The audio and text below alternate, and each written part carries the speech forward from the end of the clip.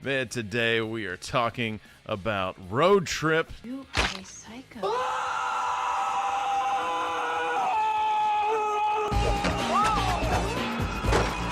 Back at the motel when they check in, it's somebody who is wacky. Again, Andy Dick. Andy Dick. Perhaps you'd like an 11-year-old prostitute sent to your room. We can do that. Like you see the suspension getting like destroyed as the car lands, which is what happens. Stuntman is like,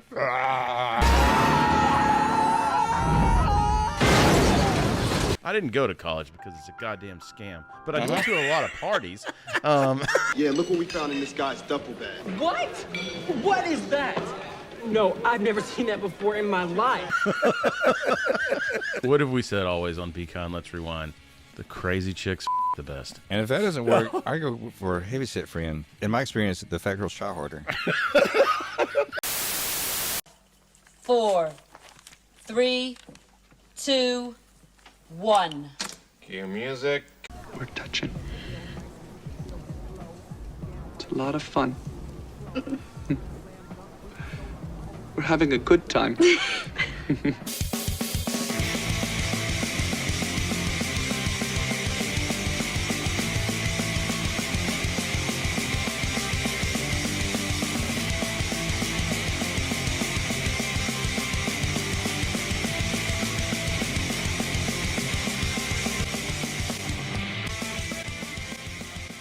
Welcome to Be Kind, Let's Rewind, the nostalgia podcast no one asked for, with your hosts, Chris, Leaf, and Shadwick. Are you having fun in there, ice cream? Hello. What's up, everybody? Welcome back to Beacon. Let's Rewind, the nostalgia podcast no one asked for. Man, today we are talking about Road Trip, starring our boy, Tom Green. Guys, when do you first remember seeing Road Trip? Because this one, going back, man, there's a lot of hidden guys in this that I don't remember in there that went on to do other things. I think I saw this one in theaters because we were working at the theater when this one came out. I had to have seen it in the theater with you or the crew or randomly. Oh, and this was peak Tom Green too, and we were fucking just sucking up whatever he was dropping off, man. I didn't care. I was all about it. Shadwick, you remember where you first saw this? I think I was kind of late to the party on this one. Were you? And actually, I'm not that huge of a Tom Green fan. So, yeah, we kind of talked, but that's kind of good because you'll get a different perspective because I don't know what it is, man. Everything he did in this movie, like he could breathe, and I'm like losing my shit. I don't know why. But Same. It's gonna be a bloodbath. There's I don't know. There's some things that he does that is really funny, but the majority of it just doesn't strike me. Well, before we get into it, guys, be sure to like, subscribe, hit us with that alert button so you can see us when we go live for our little live show, the live rewind, whenever we feel like it. And be sure to hit us with the 5 stars on Spotify and all of those good things, man. One thing I do remember about when we watched this at the movie theater, Leaf, is they left us in charge of a movie theater at like 19 and 20 years old. Whoops. Yep. And then the manager was like, hey, I'm not going to be here on Tuesdays and Wednesdays. And that led us over to...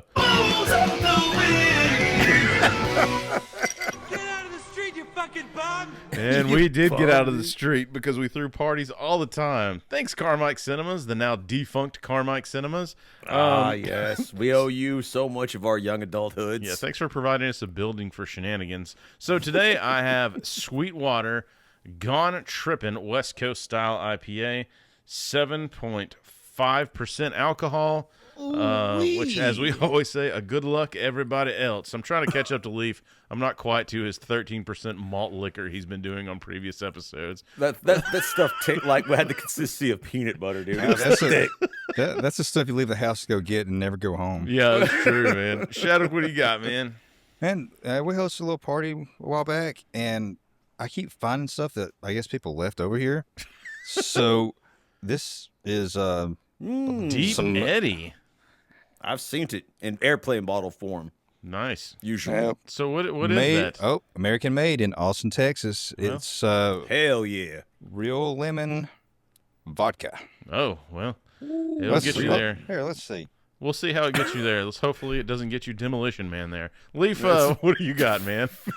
While Shadwick takes his sip and gives us a review, I'm slumming it, man. It's Road Trip, dude. Miller Lite, bro. Oh, dude, nice. Straight the tall boy, because I'm extra classy. Yeah, I like that none of us actually went as far as to get an ice beer just because we can't do it anymore. We have a hangover before we have a buzz. What do you think, Shadwick? It tastes like indigestion. Shadwick with the indigestion. Also, I wanted to say what's up. Shout out to our Rewinder of the Month, Travis, hitting us up on X or Twitter, however you want to say it. Man, he's all the way from Australia, guys. Listens to us every week and is a great person. Actually has mastered the art of the GIF response. So give him a shout out on Twitter if you can, man. Travis, sup, dude? Put another shrimp on the barbie. Yep. A listener from down under. Yep, and I'm sure he loves every one of those. And he's like, Travis is now unsubscribed. But anyway, man, Hey, Travis, that's not a knife. This is a knife. So all of our Australian puns just come from movies. So but to be fair, all of our other puns also come from movies. So It's true. it's on brand. Anyway, Travis, thank you for listening. I wish I could get in Margot Robbie's pun. Yeah, maybe you can hook us up with Margot Robbie's number, man. So let's get over into it, guys. Can we please feed him now? Road Trip, 2025 freaking years, guys, that this movie came out, which seems like we saw it yesterday. Dude. Like, it's freaking nuts. But and Seann William Scott looks like he's about maybe 8 or 10 years older now. No, you notice that too, especially if you've watched him recently in Righteous Gemstones, and you're like, Jesus Christ, like what happened? Like, yeah. Because it's 25 years. That's what happens, guys. Like apparently, that's right. Apparently, our movie actors age, man. So, Leaf, why don't you hit us up with some boring ass facts? Man, Road Trip is a 2000 America road sex comedy film. That's a genre. Directed by. I've heard of Roadhead. Evidently this is the genre based on that. Roadhead. Directed by Todd Phillips. It is directorial debut and written by Scot Armstrong and Phillips. The film stars Breckin Meyer, who I believe, if I'm not mistaken, was like 25 or 26 years old. Mm-hmm. For some reason, he looks like he's 31 years old to me. I don't know why. He just looks older. Yeah, 100%. Also, as you mentioned, Seann William Scott is in this, a.k.a. Stifler for the American Pie group. I believe this movie was a year after it was. And after American Pie. They were like, hey, I don't know if you can do this, but can you just play Stifler? Again? He's like, I can do that for 12 years. Yeah, right? and he did. And the film had a budget of $16 million, but pulled in $119.8 million at the box office. So a resounding success for these types of movies. I'm surprised there hasn't been 4 more of them. Well, and see, here's what, and there probably has that just went straight to DVD, like the American Pie stuff. But I will say this was, I was like, damn, like they don't make these type of movies anymore. And I started thinking, like, was this one of the last ones? And it wasn't, because this continued through the 2000s, and it was probably the end of 2000. But this was right in the peak where I guess it was in the 80s and 70s, the skin flicks, as they called them, like Porky's and things like that we'll cover eventually. Those were big. Then there was this lull, and then American Pie kind of kicked it back off, and then we started getting a bunch of these college, lots of boobies movies. And one of you, well, you know what happened? So this was in 2000.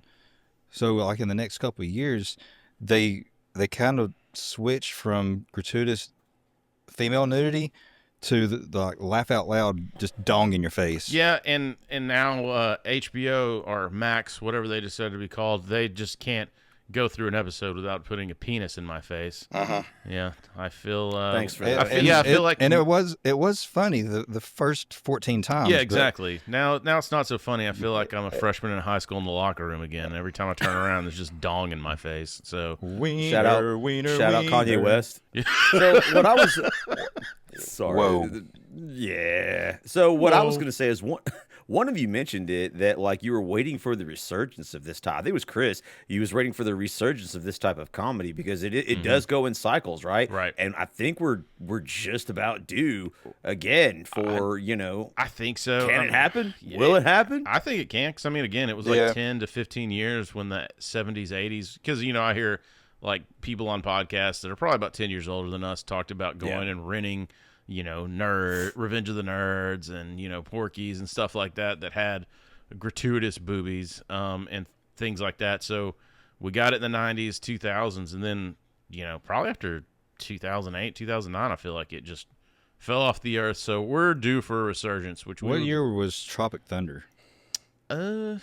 It was late 2010, right? Yeah, Let's see. Yeah, it was in there. But this movie it brought me back with so much like late 90s, early 2000s nostalgia. Like just the soundtrack, everything they were doing, like the way it was shot. It was freaking fun, man. Also, had their flannel shirts tied around their waist. Absolutely. Also, shout out, like in the very beginning, our boy, was it Ethan Suplee, or is that how you pronounce it? Suplee, I think. Yeah, Ethan Suplee from My Name is Earl, from Mallrats, from Remember the Titan? Yep, all that. Like before he lost all the weight and got fucking yacked, but he's in here, and I was like, damn, I didn't even know he was in this. So I had completely forgotten it too. I was also just like, where did this come from? Yeah, I know. I'm like, what the fuck, man? So I saw his name on the credits when it was coming on. I was like, oh, did you? So I was trying to remember, like, who is he in this movie? Yeah, I didn't even see it. But again, this is one that I've only seen a handful of times. So yeah, it had been years. So it was a fun watch for me. Leaf, why don't you go ahead and kick us off, man? Dude, opening scene opens with Barry, our man, played by Tom Green, dude. Welcome to the University of Ithaca. This is it right here. This is what we're talking about. I'm going to give you a good tour today, show you as much as you need to know, plus a whole lot more, actually. Giving a bizarre tour of the University of Ithaca, a fictional college in this universe. He introduces us to college life and begins telling a story about a crazy road trip taken by his friend Josh. And right out of the gate, like and we've mentioned it before, you either love Tom Green or you hate him. There will be no in between. He kind of was a sexy boy, which leads me over to shit stuck in my head this week. I'm sexy. I'm a sexy boy. Ding dong. Ding dong. Here it is.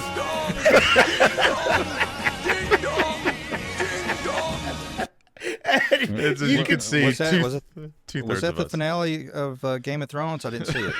It was on Max. You can get it. HBO Max. We hang dong. But yeah, that was for Freddy Got Fingered, which we will cover to the dismay of Chadwick. But that one, Tom Green, dude, just when we watched his show from, I guess it was probably mid-90s when he started coming on, like MTV. I had to go back and buy some VHSs. It's the only way you can find it now. I know, man. It's a shame. It's crazy because there's so many like little inside jokes me and Leaf had growing up from that show, because it basically was just him harassing the shit out of people, and mainly his parents and co-hosts. Which was funny as shit. It was so funny, and like a lot of his stuff was like good natured. Like you find that kind of content like on YouTube. When he painted a lesbian on his dad's car before he went to work. Dude, two lesbians like eating each other out on the hood of the car. I was about to say, how do you know she was a lesbian? Yeah, but they were giving each other oral pleasures. Yeah, and his dad was like, and his dad didn't know he had taken the car away. So when he comes to take his car to work, it's just two lesbians 69ing on his hood. And the best part is he refuses to drive the car. He waits at the bus stop, and Tom Green gets the car and drives it down to where he's standing waiting for the bus, and there's people around. And this is in Canada, of course. And his dad is fucking freaking out because there's two lesbians on the hood of his car in the mid-90s. Because MTV was like, here, have a show. And he's like, oh, I got a budget? Sweet. First idea out of the gate. But anyway, that's just Tom Green for us, man. So he is guiding you through this and telling the story to a group. I mean, this has happened in a lot of college movies or high school movies where somebody leads them in and kind of sets everything up like a tour. Yeah, exactly. Yeah, and that's basically what happens. We're introduced to the next characters. Josh and his girlfriend, Tiffany. Josh played by Breckin Meyer, again, who's probably 20, 25, looks 38 in this film. Really straight. Like, it's just his face, man, I guess. And like, he has that. The only, like, I tried to look for a lot of behind-the-scenes shit on this. There's not a lot, because I guess this is just like a, hey, this is a college movie, we'll film it. There's not a whole lot to it. But one of the things I did find was that what was the actress's name? Rachel Blanchard. Is that right? Yeah, I think so. That Yeah. played Tiffany. She ended up dyeing her hair red because there's like one or two other women in this that had blonde hair, and so to stand out and kind of differentiate from them, she dyed her hair red for this, which is such a deep, worthless dig I had to find. That's how hard. that's how slim pickings this thing was for behind the scenes shit. Further contributing to a lot of my redhead fetish in college and in high school. Thanks for that, Rachel Blanchard. Appreciate you. You ruined my life. Well, I did find one thing. Being a UGA fan, a lot of the campus shots were done at UGA, and I think some at Emory. That's right. The Emory Medical School in Atlanta, and maybe Georgia Tech also. But they were all good. University of Georgia, they were good while they were filming. But I guess when they saw the what they did with the footage, the final footage, they're like, "This is disgusting." Yeah, and that they actually put a 20-year ban on filming to be done on campus. Georgia was like the Georgia administration's like they were jerking off to establishing shots of themselves. As if none of this stuff goes on their campus. Yeah, no shit. I'm like, you were like ranked in the top 10 of party schools. Get over yourself. Like, no joke, dude. Yeah. Relax. Were they really? Yeah, at some point. Yeah, 100%. Yeah. Not recently, the truth came out a while back when this was out. Another thing too is this is what is it? Is it Ithaca? The college Ithaca, they go. So that's Ithaca not a University. That's not a real college, but where the writer and I think director, it's like Ithaca is in the name of the college that he actually went to, so that's why they threw that in there. One or two of them are wearing like a T-shirt too. Yeah, like so it says Ithaca on it. They the only college that's they never make clothes for movies. the only one that actually was a college is there's a quick stop at the University of Tennessee. I think that's the only one in this movie that is actually a college that's mentioned. Is that the one where they're butt chugging? Probably, yes. Yeah. I mean, this was about the time. They like it too. They also were in the top 10 of party schools. Imagine that. That almost was my alma mater, but we'll get there. Yeah. We'll get there. So we meet the next characters, Josh and Tiffany. They're basically, grew up together in the same neighborhood as little kids, and it was just always one of those things. This never happened to me, but it happened to my brother, actually. Maybe you guys know some people. They grew up together. It was just natural for them to become boyfriend and girlfriend, and then, Dude, from then on. Now, knowing what I know now, when I watched this was like the dream to high school sweetheart or whatever the fuck, if you had one, Married I guess. your high school sweetheart. Yeah, I mean, yeah. But now when I go back and watch it, I'm like, you're not going to make it. Like, when I see that out of the gate, I'm just like, it's good. Like, you're no longer with this person. Or just go ahead and break up. Like, rip the Band-Aid off your freshman year and move on. We had a couple, and they did all through high school, and they never slept with each other. Mm-hmm. Oh, because of religion. Mm-hmm. And monogamy. So they waited until they got married, and then when they had sex, they were like, eh. and it didn't last. Yeah, the sex or the marriage? The marriage. The sex also. Yeah, the sex probably also didn't last either. Ended with a marriage. But yeah, man. So I go back and watch this, and I see him. I'm sorry. Although the funny thing about those situations I've heard several times now is anal is okay. Just not. I swear. I mean, that was the rumor that we always heard too in the '90s for sure. This episode was buried. That was confirmed by them. It's fine then. But yeah, man, this was this when I watch this out of the gate now, I'm just like, ugh. Just stop. Yeah. Like, you're not. I mean, there's a couple people that make it. There's some people that date, like, go their separate ways and come back together later on. But this one, I would just watching this, it just took me back with a gross taste in my mouth. Especially them being long distance too. Yeah, exactly. And that's where I was about to go. So Josh and Tiffany grew up together, boyfriend and girlfriend. It's just sort of a natural thing for them to be together. But it turns out they go to separate colleges. Tiffany goes to Austin, Texas, and Josh goes up somewhere in the Northeast in this fictional college in this universe to Ithaca University. And so, it turns into a sort of long distance relationship. you know, and obviously, you know, us looking back, this sort of happened to me too. Like, when I was a year older than my girlfriend, and when I went to college, she was still in high school, and it wasn't long. Yeah, it wasn't long distance, but let me tell you, did you pick her up in your Trans Am, like pour your jean jacket? My jean jacket, yeah, my denim jacket, yeah. Like with my mullet, yeah. I try to be as cool as possible, but in your imagination, in your mind, like you just think it'll be fine. You know, ain't nothing bad gonna happen. Yeah, You just think I'm not going to meet 1,000 new girls that. Yeah, dude, that are on all hotter than her and can buy booze and are on our maturity level. And even though it's just not gonna work. No, it's absolutely not gonna work. And even for me, you know, I mean, I remember her being jealous that I was going to college and be surrounded by like all these college girls. I didn't even go out of town. I was still I could have gone to UTK, but I chose to stay here. And even still, you know, my girlfriend at the time was not having it, and there was like all of these girls at college, and I'm just like, man, like I ain't gonna ever meet like anybody. It's fine, like, but dude, it's just a different ballgame when you're in college. And it's like, what's crazy, what's the best part is everybody is removed and reset. So it's like all of your social classes you had in high school are fucking erased your freshman year of college. So I've heard. I didn't go to college because it's a goddamn scam, but I went to a lot of parties. I went to an assload of college parties. Let me tell you, dude, you're absolutely right, man. No one remembers when I farted in math class in like the 7th grade. And I mean, it was just like a long juicer. Like nobody remembers that, and they don't care. No one remembers that Gibbs couldn't stand up to go to the board because he had an erection. Like, you know, he's except for his teacher. Except for his teacher. She's like, you're staying after class.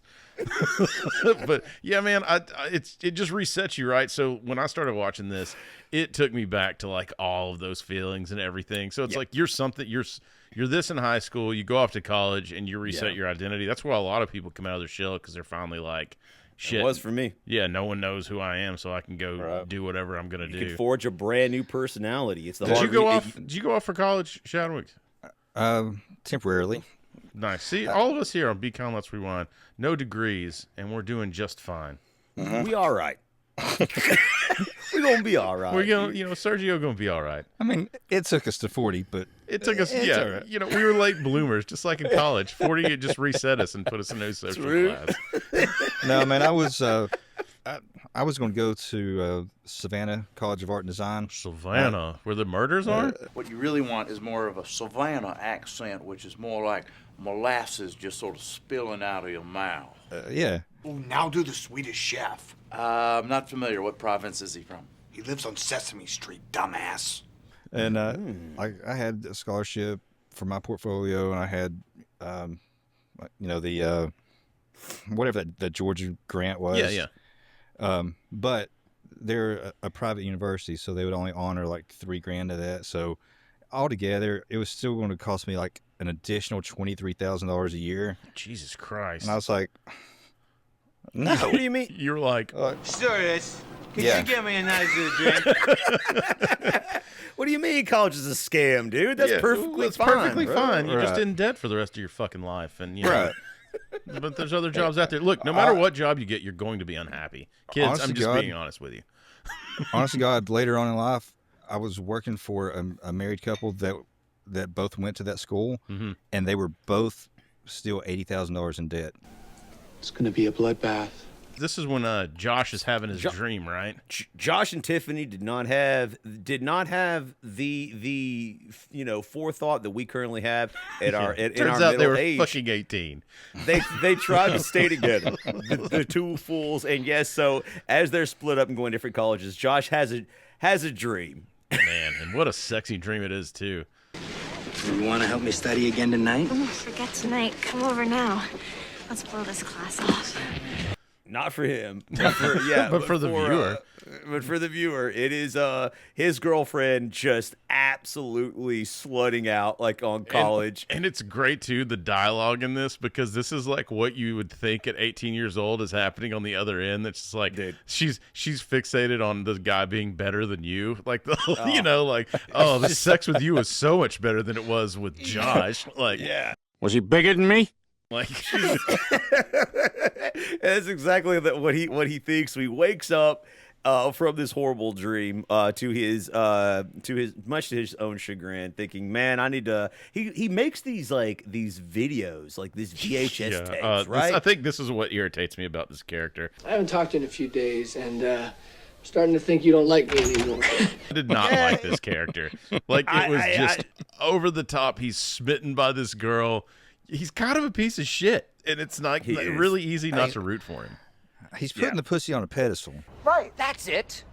It's Pussalaya, right? Look where you going. I don't want to say the word anymore. Yeah, dude, it's what it is, and like everybody knows that we had that friend that was absolutely poon whipped. Yeah, dude. When we were in high school, and guys, you're insufferable. Like, if you listen to the podcast, but you know what?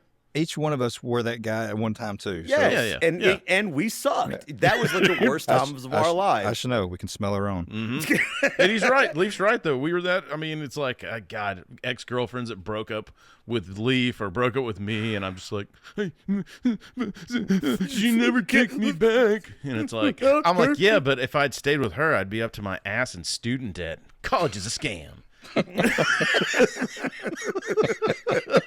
Dude, and he's still trying to hang on. He's sending her. He's filming him. This is before the internet. Yep. Kids. I mean, it existed, but it wasn't what it is now. Why doesn't he just FaceTime him? Yeah, they were still using like flip phones and shit, all of the Matrix. That was futuristic tech, like still in this time period. Flipped out. Are you kidding? He was filming himself. Razor, bro. Mm-hmm.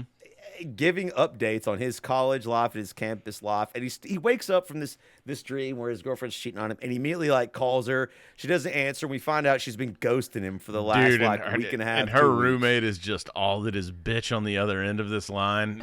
Is Tiffany around? Tiffany is not here. She didn't sleep here last night again. And it would be great if 1 hour went by when you didn't call. You had a girlfriend that was in college and you had to deal with a roommate. You also got this too. It's they hit a lot of fucking stereotypes on this on the fucking nail on the head, man. I think that's one of the reasons this movie was so popular. Like, obviously, these types of movies were very popular anyways, like off the heels of American Pie. But in this one specifically, like, you just have a lot of tropes, and the younger crowd felt them because this was real. This is like people's actual lives. You have that guy that just won't let it go. So right after this, in come Josh's roommates, which are obviously our first is Ruben, played by Paulo Costanzo. I don't know what y'all want to say about him. I hate this character. Like, he's literally the most. He sucks. This is the black-haired guy. Yeah. The smart physics guy. He looks like Jerry Seinfeld's son. Yeah. Even his facial expressions are like Seinfeld-esque. He's annoying. He knows everything. He also kind of reminds me of the guy that gets his ass kicked in Dazed and Confused. Dominant male monkey motherfucker. Okay, yeah, 100%. And he's just, I mean, it's just kind of like I said, he knows everything. It's annoying, but he knew the shit out of that handshake. He did know the shit out of that handshake. How did he know? That's impressive. He's supposed to be a know-it-all. He's not really well fleshed out. Like, watching this sober, not in the theater, surrounded by, my friends and everything. Like, you catch a little more, but it's really, really subtle. At one point in time, he's reading like the dictionary. Like, there's subtle hints that he's supposed to be the smart guy. He is the other guy in this that is just completely forgettable. But it works. I mean, and he serves a purpose, and and the actor is good. He plays the role great. The actor is great, but the character. But then you have Barry, played by Tom Green, in this, and him being obsessed with the snake out of the gate again. Yeah. Me and fucking stitches out of the gate, like he's just staring at the fucking snake, and he's like, "Can I feed him?" Sorry, Mitch only eats once a week on Saturdays. Maybe we could cut a mouse in half, and we could feed him half now. And the other half on Saturday. And he's like, he just wants to see the snake eat a fucking mouse so bad. See, that's the stuff that was funny to me. It's the more subdued. It's when he goes like all crazy. Like singing. That's the stuff that. See, when he was singing, I think the part on which we'll get to, but like when he's singing, the part that made me laugh the most was like Seann William Scott character. The minor bird says, mouthing along like this was a song he sings all the time. Like he it's knew so fucking the absurd. lyrics. Yeah. Yeah, that was really good. And obviously, Tom Green is obsessed with the snake, which actually plays a big part in the movie, which you would like not believe or accept, but it is what it is. Josh finishes his pussy whipped video to his girlfriend, and we get our first major plot point. Yep. He tells Ruben, listen, can you mail this for me when it's done rewinding? Mail it out on Friday, right? He's like, be kind, rewind, and man. Send out this poon whip video I'm sending to my girlfriend, weekly video. Then he's off running to class. He's running late because every college student ever is late. I mean, go all the way back to Tommy Boy. Chris Farley's late. And he's not doing it well in his class either. Imagine that. Yeah. There's some correlation between being late to class and not doing good. I don't know where that came in. I never got that one. Yeah. That memo. Weird. But he runs into the love interest. Amy's outside smart, of his right? girlfriend. Like Amy's Beth. smart. Her name is Beth. like on 40-year-old versions. Beth. But yeah, so she they're Amy's not in my smart. mouth. Amy's smart. I don't know what it is, man. She is so fucking cute in this, and I don't know, like type Chris up my alley. Just the whole thing, because she's in this and she's in a couple other things. Isn't she in like Rat Race too?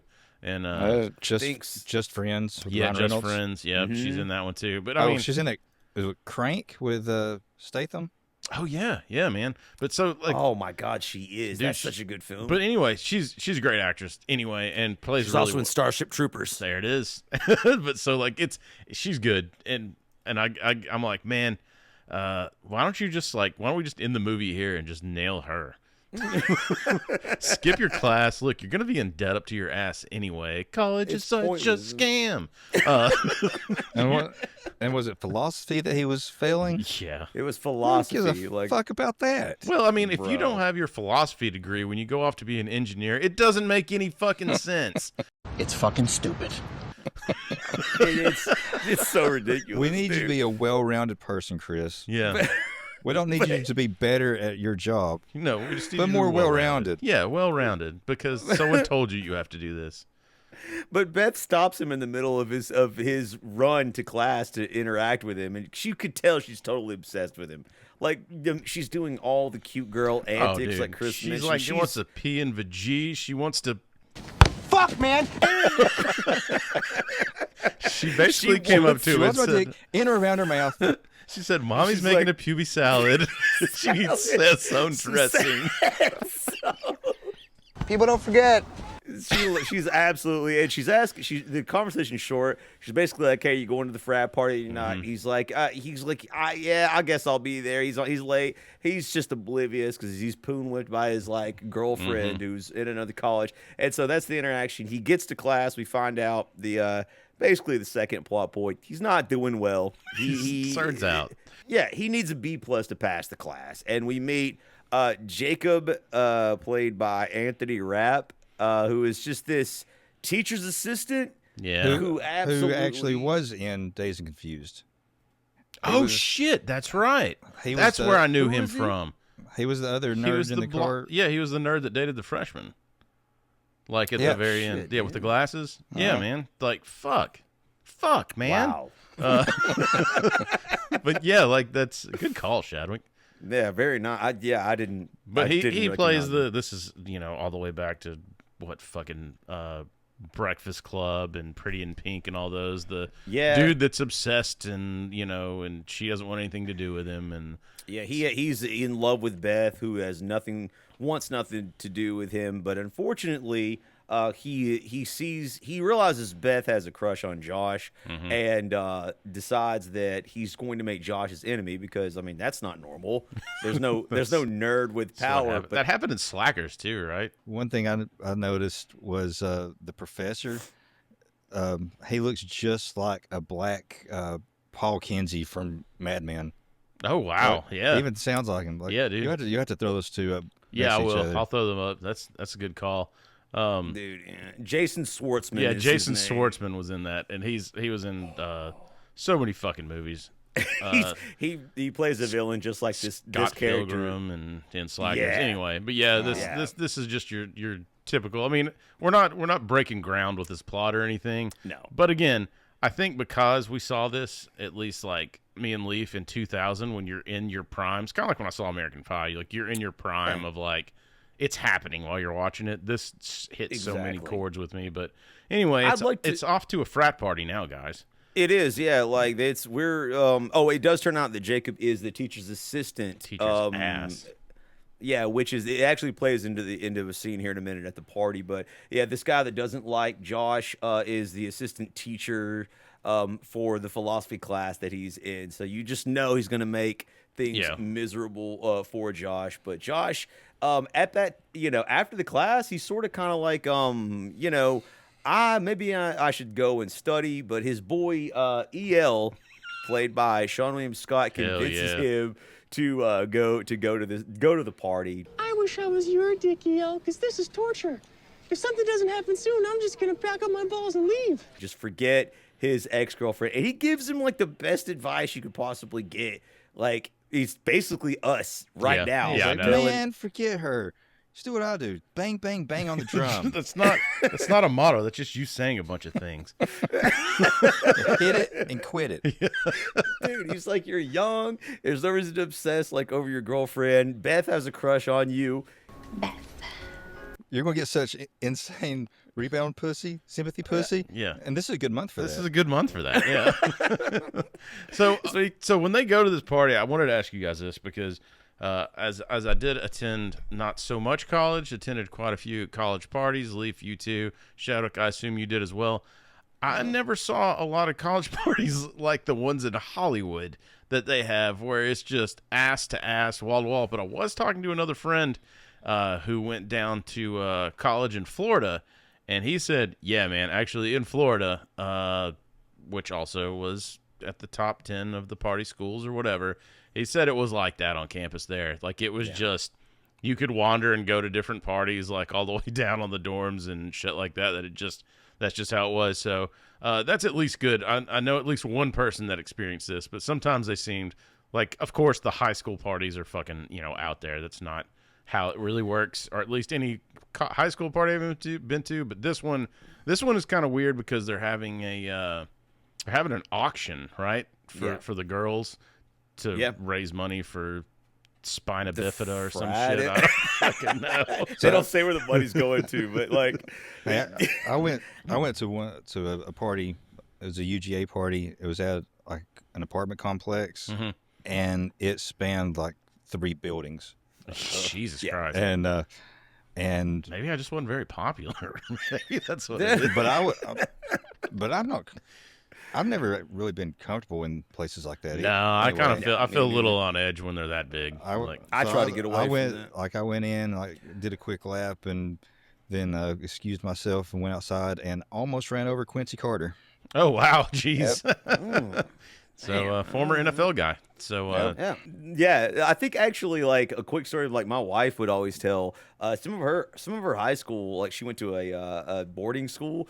Some of their parties were pretty wild, and you know what? Actually, I thought like it. She brings up a good point. She said they were really, really, really crazy, and the reason is because they were very like Christian conservative. Where she went, and she says, so when they let loose and cut loose, she said they did what they saw in the movies. In the movies, yeah. And I wonder how many of these parties influenced what happened, because I mean, you and I would replicate what we saw on television. Yeah. We would get or on in movies, and I wonder if things like this didn't make college parties a little wilder and a little crazier. Yeah. Seeing what they saw happen in these parties. But obviously things like this did happen. I wasn't privy to too many, 1 or 2. And as Chadwick said, I immediately vacated the premises because I was just like I can't be too much shit going on, and exactly, and that's just what it was like in this movie too. It was just off the walls. The main guy Josh walks in, and some dude's holding the beer and just hands it to him. And he takes it, starts to drink it, and I'm like, "Are you out of your mind, dude?" I mean, that's fucking what it was back in the day.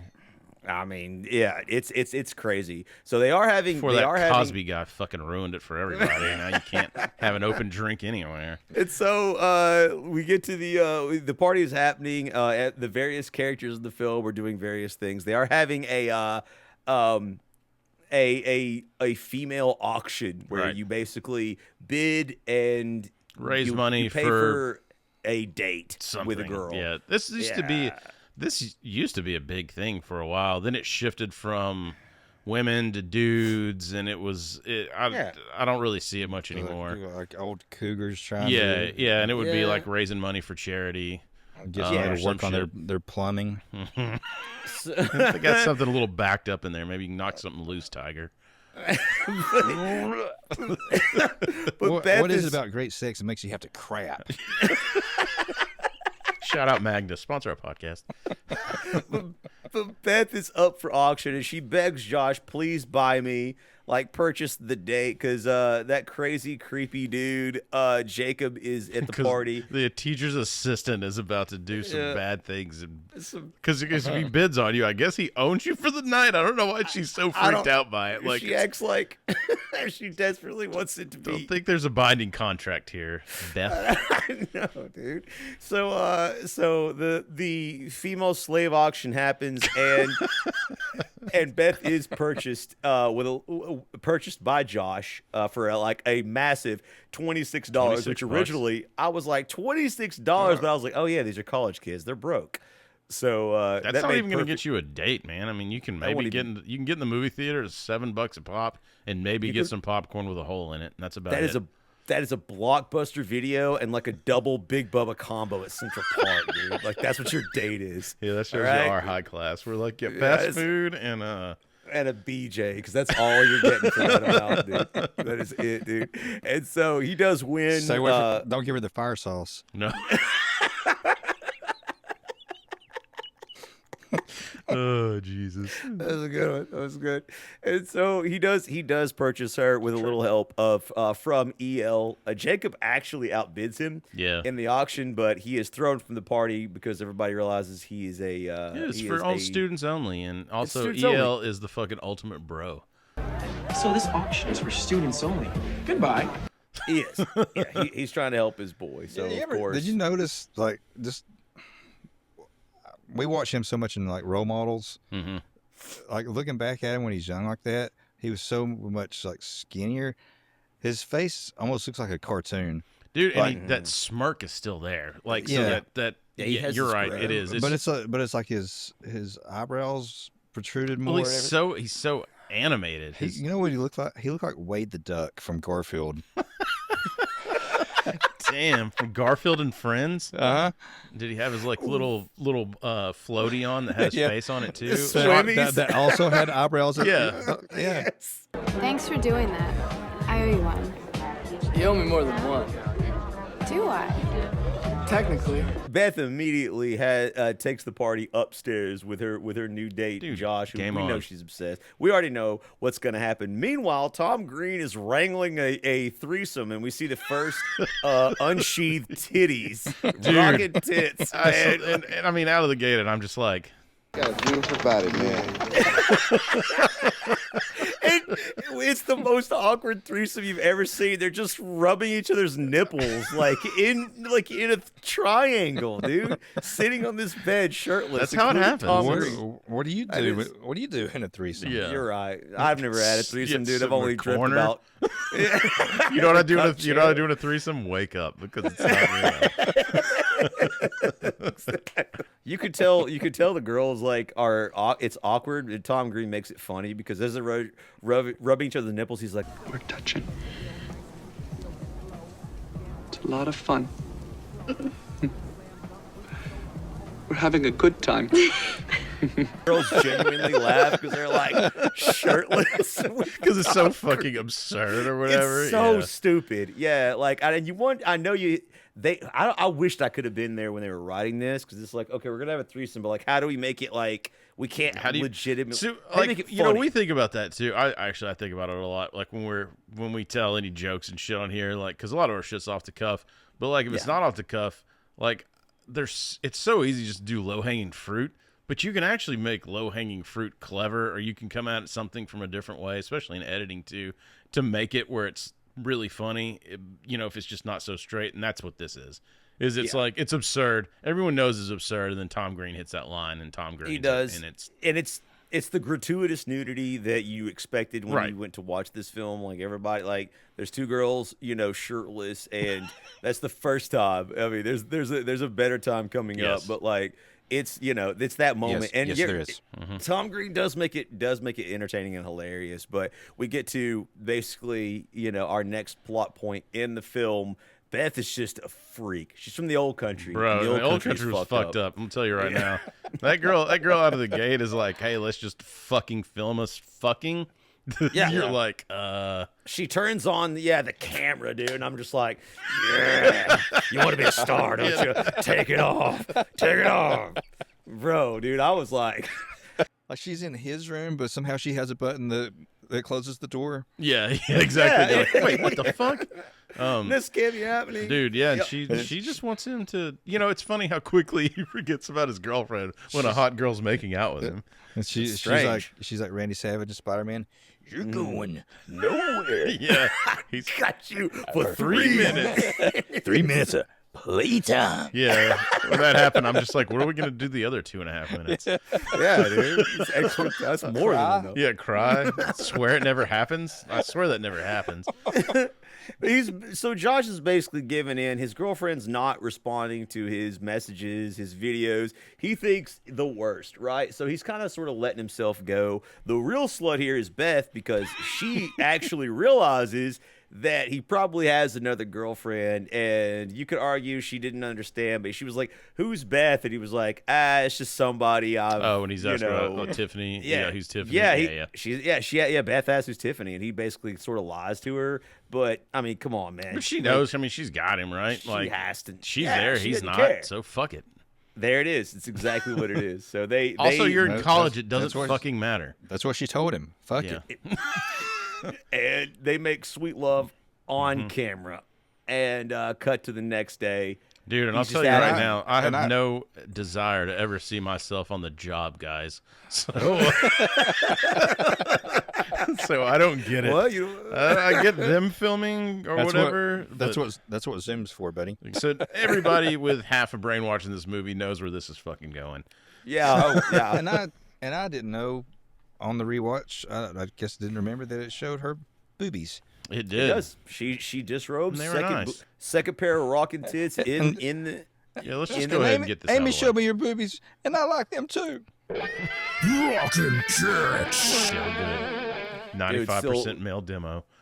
Bro, I wonder. Hey, we didn't make this film. 96. 97. And so the next morning, Josh brags about banging Beth. And I'm just, man, his friends are college guys. They don't believe him, man. Even Ruben's like, bro, you can't just make out with a girl and say you banged her. Yeah. He was like, I banged her this morning, too, like in the shower. Yeah, like there's principles here. You can't lie about that stuff. No, you can't. We're all principled. So he is going to prove to them, because he's obviously in a great mood. He's no longer Mopey McMoperton. He's free. Well, dude. no, they say, can you prove it? Yeah. And he just like glances over at the camera, and they're like, "Oh, yeah," and they're like, "Game on!" So, because obviously the way the camera was set up, he films himself while he's sleeping. That just seems like a bad idea, dude. It just seems. I mean, I think she moved it over. But anyway, that's when all the farts come out, dude. It is, and that's when the devil shows up, Bobby Boucher. But so he's ready to go ahead and show them this tape, which also. Again, guys, I don't want to see myself on the job. I'm not, and I'm definitely not going to let you see me on the job. Yeah, he crosses. What if you try to steal my technique, dude? Just laying there crying. That's my move. Rapid apologies, rapid fire. Oh, I think I'm in. I have a boner. This movie is just us quoting Superbad.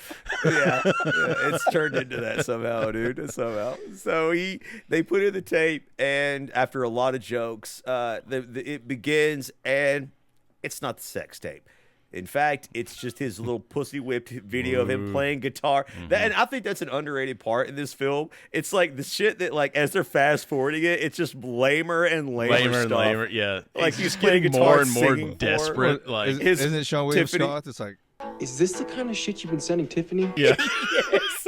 Yeah, they're Maybe shocked this is 'cause why she's not calling you. the tape is the pussy whipped video that he sends to his girlfriend, which means the sex tape is thanks to Ruben, who didn't realize which tape was which, not his fault, is now on its way to Texas, in Texas, right? What makes it worse, and this is the clincher right here. Beth calls for the first time in like the movie for days and Like, maybe for like even a couple weeks, I think. Yeah, he hadn't talked to her. She calls and she's like, Hi, Josh. It's Tiffany. Sorry we haven't spoken. Listen, my grandfather passed away. I've tried calling you a few times, but no one picked up.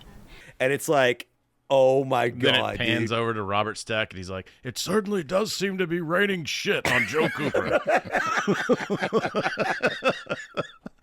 You know. So that the hook is in now. The Yeah. hook is in. He has to mount a road trip to Austin, Texas, from somewhere in the Northeast to try to stop Beth from seeing the illicit sex Stop tape. Tiffany from seeing it. Yeah. Excuse me. Yeah. Stop Tiffany from seeing him and Beth make sweet coitus on tape. But Tiffany's voice, though, kind of reminds me of Brandy Svenning.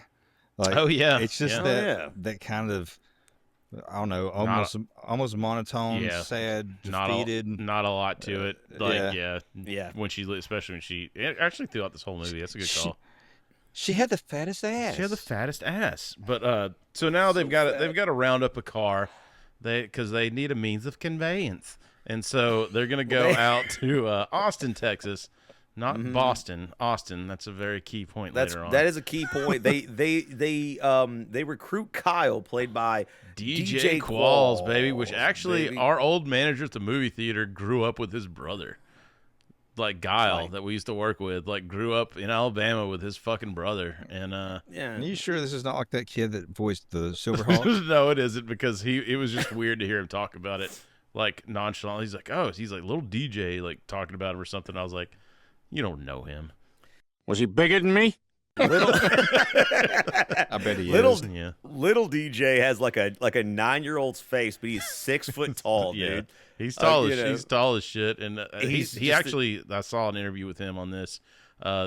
He got the gig. I guess had moved to LA, and I think he got paid something like $15,000 or $20,000 for this. That's like, and then bought a car like out of the gate, and this was his like venture into Hollywood, which he's done anyone that watches My Name Is Earl, he had some guest appearances on My Name Is Earl, guest appearances on an assload of shows. You've seen him if you don't know what we're talking about. The New Guy? Yep, he was in The New Guy, star of The New Guy. He's been in so many fucking movies and shows. So shout out DJ Qualls. Come on our podcast. And then sponsor it. Shout out, dude. In this film, he's a shy, awkward nerd, and he does have a car, although it's not his; it's his father's car. And he basically is Alan Ruck in Ferris Bueller's Day Off. He is terrified of his.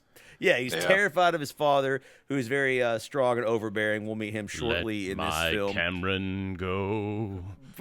But you could tell he doesn't have a lot of friends. He's obviously awkward and shy, and his college experience is much like probably mine and potentially Chris's would have been. Just, you know what I mean? Just he's not really doesn't have a lot of social interaction. No one's calling us. No one's calling him, and so when he gets recruited by the cool guys, can you watch my cat? to go on this road trip, he's all in. Also on the road trip, of course, is EL, because shave your cat. Why wouldn't EL go? Because he's literally traveling the nation looking for Poon, and of course Ruben, because they need another guy. So all of Josh's roommates. Oddly enough, Tom Green doesn't go because he has no desire to go to Boston, Massachusetts. And then they're going to Austin. And someone needed to feed the snake. Someone needed to feed the snake. And then he gets really fucking excited about the goddamn snake. And then he does the Tom Green shit as they're driving off where he just jumps on the car for no reason. And the camera cuts when he jumps off because he's falling and busting his ass like when he lands. You know that wasn't in the script. No, that like, wasn't you in know the that script. was Tom They were Green. probably like, God damn it, Tom, get off the car. He didn't break his neck, so we're keeping Yeah, it in. We're keeping it. We didn't get the insurance on this one. Yeah, exactly, man. So, but then this is when EL starts to divulge the rules. It's never cheating when you're in a different area code, not to mention a different state. Not the rules of the road, as we learned in Jay and Silent Bob, but the rules of different hoes and area codes, which I believe is a song. But if it's not in the same state, which is great for me, I'm right on the state line, so this is right up my alley. If it could be 20 minutes away, you're clean, you're free. I'm less than a mile from the state line, so we learned that in role models too. Yep. You know, the hot chick had in the her and city her limits. husband. Yep. Yeah, they had an agreement. Yep, they have an understanding. And for some reason, this keeps popping up in movies in the fucking 2000s. I think it might be real. We need to look at it and then put it on a shirt. But yeah, so you find out that's what he's trying to tell him. Hey, man, you didn't do anything wrong. Different states, different zip codes. Why are we even worried about it, right? Yeah. Like but we're enjoying the road trip. But we're still going on the road trip because Mitch has he's got to nail not Mitch, but EL's got to nail some ass. It's not cheating if you spread peanut butter all over your testicles and let your dog lick it off. Everybody's sort of connecting, having a good time. There's camaraderie. But back at Ithaca, while Tom Green is doing his Tom Green thing about the snake, dude, I he's fucking so love this. And maybe Chadwick, this is part of the shit that makes you laugh that he does. Like he's like talking about feeding. It's going to be a day, and then Beth walks in, and she's like, "Where's Josh?" Yeah. She's like, "Where's Josh?" But he does the shit where he's like, Are you here for the feeding? Excuse me? You're early. Yeah. Why would she be there? Why would she be there for that? Well, it's that and how he's just like not even a quarter of the way listening to her. Yeah. So he just plays everything like so aloof and Boston, just, Texas.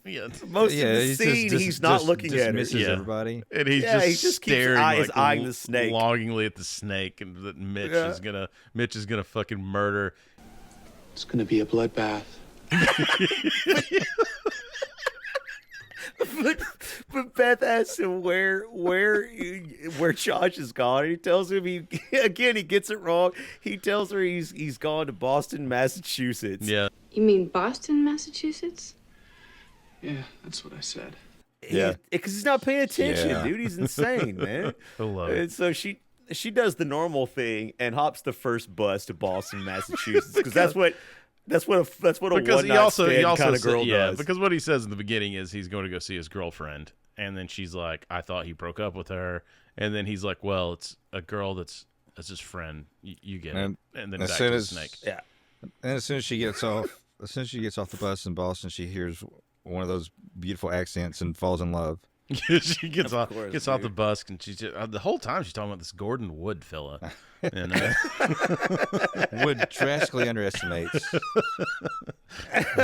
She hears, "Are you a fucking cop? Are you a cop?" Immediately, the first guy. That's what she hears out of the gate. So this is a Harvard bar. Harvard bar, man. I thought there'd be like equations and shit on the walls. So now the boys they're on their trip, and we've already set up that the car that they took from the lovable character, his car is his dad's car, and he's gonna get in a bunch of shit if anything happens. I do like how they manipulate him out of the gate because they do stop at a store to get supplies, like camping supplies, but they're just like they make him pay for it with the emergency credit card that his dad has, and he's just like, I can't. It's my dad's. It's for emergencies only. Hello? This is an emergency. We need this stuff. You want us to sleep in the dirt? Scott's like, "We need this stuff, man." And it's like sunglasses and bullshit.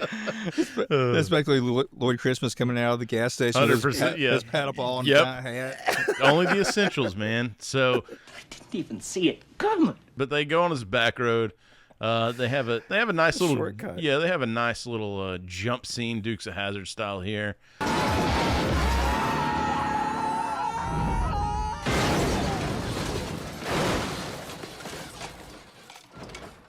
And it, of course, goes the way it's supposed to go on the Dukes of Hazzard when it's not a special car with a special ramp, and the car fucking explodes, falls apart. They get out of it, then it explodes. You know, there's like 300 of those General Lees in a junkyard somewhere. Oh, yeah, because somebody was like, "Watch this," or No, "Hold my beer." No, from taping the show. From the movie. Oh, yeah, yeah. 100%. They destroy those cars when they jump them left and right. That's something I didn't realize when I was like a kid watching the Dukes of Hazzard. Same. Like all of the cars ramping, but then like watching it as an older person and watching the clips, like you see the suspension getting like destroyed as the car lands, which is what happens. Stuntman is like, dude, his neck's snapping back, dude. Like, bro, like I'm sure they got injured on multiple of those tapings. And how dumb were we? I mean, yeah, we were little kids, but like they would have the camera angle like behind the car that's jumping, and supposedly there's like no ramp, no just, ramp, like, jumped over. Yeah, and dude. I mean, I understand on Knight Rider. Yeah, but come on, because Mr. Feeney was talking to him. Yeah, you had Kit like controlling the suspension. There's no ramp here, Michael. Yep, Michael. We're going to crash, Michael. Well, they fail the jump. After they fail the jump, then they're going to walk off. This kind of does. I can't feel my legs, Michael. Kyle, I don't know if it's right here or it's very soon. Pans to his dad, who's the fucking dad from Joe Dirt. Yeah, I didn't realize that. I was like, oh shit! Like I knew him from something. Dad is played by Fred Ward. So if you're me, you recognize him from Tremors. Oh yeah. That's where I know him from, dude. Like he'll never escape. He's one of the main characters with Kevin Bacon. That's right. They're not brothers, but they're like best friends. Yeah. Like Fred Ward's the other guy, and he has a lot of good lines in that film. We need to do that one, but. They're walking now, like to the motel, and they find the camera cuts to DJ's dad, the man he's scared of. It is Fred Ward, and he is a police officer. Mr. Earl Edwards, I'm sorry, sir. This card's over its limit. Well, that's not true. You just run along and put it through your little machine again. He's an absolute asshole. Yeah, like classic. Like anyone who serves is like he's the classic ass. He's like, run it again. Run it again. And so his deputy comes in. It's just like, listen, Earl, Cookie, we have a situation. Now brace yourselves. The police have found Kyle's car, abandoned way down in Bedford, Pennsylvania. And your son is missing. Your son's missing. And so he's just like, mother of God. Yeah. He thinks that his son's been kidnapped. Because why would he do that? Yeah. DJ's this nerd, right? There's no way he would be involved with something like that. So, he's on the hunt for his son and the car. And that's obviously that plays in later in the film. But that's your introduction to him. But back at the motel, when they check in, it's somebody who is wacky. Again, Andy Dick. Andy Dick. Excuse me, I've got to get my bag up in the overhead bin here. Oh! Whoa! No! Oh, wow, that's wacky. And Andy Dick only has one character. He has these Colt bottle glasses. Dude, he's still Andy Dick. Yeah. And he's an asshole. Like, oh, that's funny to you? Because you won't be laughing when somebody prematurely pops in your face. It stings. And that is now why I have a lazy eye. Wait, what are they? I'll tell it later. But hey, remember when John Lovitz knocked him out? Yeah. Yeah. Yes. Oh, if we needed another reason to love John Lovitz, man. Acting. Unbelievable. Yeah. So, he punched his ticket. Yeah, that was the Ruben's trying to get some weed because he has some sort of PTSD from the car exploding, realizing he could have been in it. Like that plays into nothing and absolutely nothing. So like he's trying to buy drugs from Andy Dick, who's just not having it. Is there anything else I can help you with? Perhaps you'd like an 11-year-old prostitute sent to your room. We can do that. He's just being completely. I'm sorry, it's funny. Andy Dick. Andy Dick's got some funny moments, man. There's some good moments in him of him like in this film. But so a couple of them decide to go and eat at a restaurant, but meanwhile, Seann William Scott character realizes they need another ride. So somehow he gets to like a school for the blind and decides to commandeer one of their this buses. scene is just Seann William Scott, and I forgot who that girl is. I recognize her from something. But I do too, but I don't know. But they're back was she and in forth. Napoleon Dynamite, maybe? Maybe. Maybe that's it. But they just, dude, this back and forth. Could you please not feed my dog? I didn't. You did so. You can't feed seeing eye dogs treats like that. They're specially trained, so I'd appreciate it if you just left him alone. Don't roll your eyes at me. He just keeps looking, and he's like waving his hand in her face and shit. Like, are you really blind or whatever? Then you just see her like slowly start flipping him off. He's like, can't believe she's. But he tricks her into giving him one of the little mini handy buses. Yep. Like for maintenance, right? Like that. He decides, he somehow tricks her into parting with one of those and said it'll be a while before they can get it back. Spoiler alert: they never give it back. At the end of the film, they show it back at Ithaca in the bus. Like, so they just steal they it. just stole it from the blind. But this also, you get your French toast scene here with Kyle, where. And so This scene still DJ makes me Qualls, sad, dude. DJ Qualls, I saw an interview with him talking about this, and he said he can't eat French toast anymore, not because of what. Also, shout out Horatio Sands that's Horatio in this. Sands. But like, they had to do so many takes that day. Sands, is that not John Belushi? Yes, that is. Yeah. Okay. And so they come out and you know they have to shoot like multiple times on one scene, right? Different angles, different dialogue. But he had to eat like so much French toast that day. He was like, to this day, like, I can't. He was like, I want to say, like, I saw something in an interview where he said it was like 70 like times that he had to like fucking take a bite of French toast or pretend to take a bite or whatever. Because a lot of times they just spit it out. But like, dude, fuck that. Don't ruin French toast for me. I don't eat it a lot, but when I want it, I want it. It's so good, dude. And in this scene, he gets powdered sugar, and he asks them to remake it because he asked for no sugar. And the waiter / chef is it's Horatio Sands, and he just gives it the old waiting treatment, dude. Like, from the back to the front to whatever, like. Yeah, he throws his French toast like down the crack of his ass. Yeah, and he his crotch. Yeah, and he walks back over to the table with it still in there. You can see like, it, like refills her glasses or whatever, and then he farts. Just to add a little seasoning, and then fucking Kyle has that line where he's like chewing it. He's like, "It's good." It's so sad, dude. Good. You're like, oh man. But dude, so quick montage right now. They're heading south, and then it's feeding time. This is what Tom Green has waited for. Barry is ready. It's time to unleash the fury. He'll actually start digesting you while you're still alive. But don't be scared.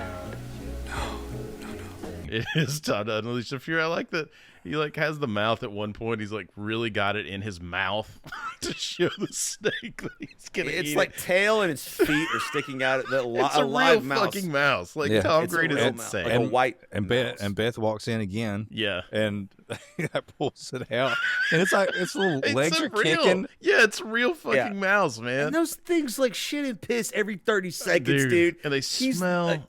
God bless you, Tom Green's funny. He's a nutbag, and it was hilarious and disgusting. So he's feeding, but for some reason the snake is not interested in the mouse. They eat on their own time, I guess. I've never owned a snake or a python or whatever kind of snake that is. Well, you're actually not supposed to put the mice down into the cage or terrarium or whatever, because if the snake doesn't immediately get it, the mouse will go around and start hurting the snake. Oh, really? Which, to me, I think is only fair. Put it in there. And let them defending itself. Yeah, nature versus nurture. Yes. Well, they did have. I think a lot of times, snake's like, I got fucking no dick, so man. I think like a lot of times they have them frozen, so they're already like fucking dead. So you just drop them in and let them go. But yeah, the live. What's the fun in that? Yeah, I mean, I'm fucking. That's what Tom Green I'm with Barry, man. Unleash the fury!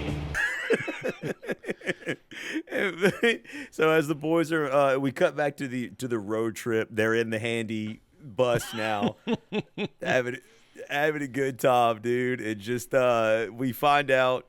So Kyle's dad finds the destroyed vehicle with his crew, and they're looking for traces, obviously, of. He's wanting to sell everybody clowns too, like in Joe Dirt. He's like, you got a frown, have a clown. He's not, dude. For some reason, this scene always makes me laugh because like they're just obsessed with like semen and like searching for like sexual like trauma. It didn't look like there was a struggle. No blood or clothing, anything like that. And we hadn't found a single drop of semen yet. And I noticed that Todd Phillips uses the same actor, the cop or detective or whatever. Like he's in The Hangover. He's the doctor. Oh shit, that's right. Yeah. Oh my god, yeah. Yeah. Also, I guess we didn't really talk about that, but yeah, Todd Phillips did do The Hangover and The Joker. Yeah, he's done a lot of big movies. Back on the bus, Josh starts really worrying about his exam, right? Because he needs a B+ to pass philosophy. How could you flunk out of why would you not go to class, dude? Why would you go to philosophy? Like, never mind. You show up, man, and you get to pass. But whatever. He calls in to the university professor, his professor, and asks for an extension. The only problem, it's Jacob. I was wondering if it was possible to get a little extension, maybe take the midterm a couple days later. Oh, sure. Yes, it sounds like an emergency. How about an extra 3 days? Doing his worst, like, fucking black guy professor voice. Impressing. Yeah. Oh, okay. It's like, all right, children. Yeah, no. He sounds like shit. Yeah, he did. Yeah. All white people trying to do gather deep around, black guys. children. Gather around, children. So he lies to him and says, like, you know, because he says he's gonna give Josh an extension. Then Josh is like, sweet, and then hangs up the phone. Real professor walks in, and he's just like, Josh is just worried. Suck him. Yeah, Josh is just worried, but he confirmed he'll be here tomorrow or whatever. Yeah. Like, so he's fucked. So he's screwed. He's not getting the extension he thinks that he's getting. So because obviously Jacob's trying to ruin him, get him kicked out of the university. Because for some reason that also hinges on. Yes, Josh is not a good student. He's not good. He shouldn't have gone to college. He shouldn't have gone to college. He should have just worked in a factory like the rest of us. And a lot of you are realizing that right now. This podcast. Forget her, man. Yeah, exactly, man. So, you know, on top of still no semen on the side of the car, we go to Beth, who for some reason just ruins a man's life. It is always funny as shit. This scene, she goes in and asks for Tiffany, right? Right. Yeah, in Boston, Massachusetts. Tiffany comes down. There is a Tiffany. Doctor. By the same name. And she's like, I just want to let you know that your boyfriend's cheating on you. She never uses his name, but she says your boyfriend. Like, with me. With me. Like, that solidifies it. So, like, the chicks don't even question, like, you know, just, like, there's breaks no, a like, pin well, where did you in hear half. that or anything, you know? Yeah, she just, okay, and then she just walks outside and everybody's gathered around because she's bashing his fucking car up, and you're like, damn, and then you see the dude, not Josh. Yeah. Turns out, not Josh, and she's got a baseball bat. And she's like on top of it. And there's a huge crowd watching of, like, this domestic assault happen. And Beth does what you should do. It sneaks off. And the boyfriend's like, Men, we don't know what we did. But yeah, Beth just sneaks off instead of being like, oh, my bad, I was wrong. She's like, I'll just let this continue to resolve itself. And as soon as the boyfriend walks up, what's going on? She starts to beat him with a baseball bat, like hammering him. He falls. She tries to kill him because, of course, why wouldn't you? That's natural. If you find someone cheating, it's okay to try to murder. So another tidbit I did find is when she's taking the bus back, and the Jew-fro wearing the Star of David. That's Tom Phillips. Yeah. That's the director. Stole my thunder, you son of a bitch. Well, dude, it's slim pickings on this. They weren't exactly. I guess this wasn't exactly an epic film of behind-the-scene proportions. They were like, in my notes, we filmed like, it in 3 days. in my notes, like I did not realize that because I felt like this guy was supposed to be somebody in the film. He has a Jew-fro. He's got a Star of David. Like it's almost a medallion. It's huge. Right? And I'm He's like, well, obsessed with why is this feet. guy? And yeah, and Beth is literally shoeless on the. Yeah, I was on gonna a say bus. this goes with Quentin Tarantino. These fucking directors and they're casting themselves in feet parts in movies. And Tom Phillips does his best Quentin Tarantino impression by licking her feet. Yeah, and so I was like, who is this guy supposed to be, dude? What's that? And- What's that dude's name from Nickelodeon? Schneider. Yeah, he also liked feet. It's Hollywood. You got some sick people there. It's the lack of respect. We got some sick people in this world, We got man. some sick people in this world, man. So, yep. Now the group has they need a place to crash for the night, and good old is it Ruben has learned a handshake from a fraternity so he can fake his way into them crashing for the night. They can pretend that He's got they're this, part guys. of- Don't worry about it. Then He's got this. Yeah, man. we're from the Ithaca chapter. yeah, so the black dude answers. He talks, says they're a brother. They do this handshake.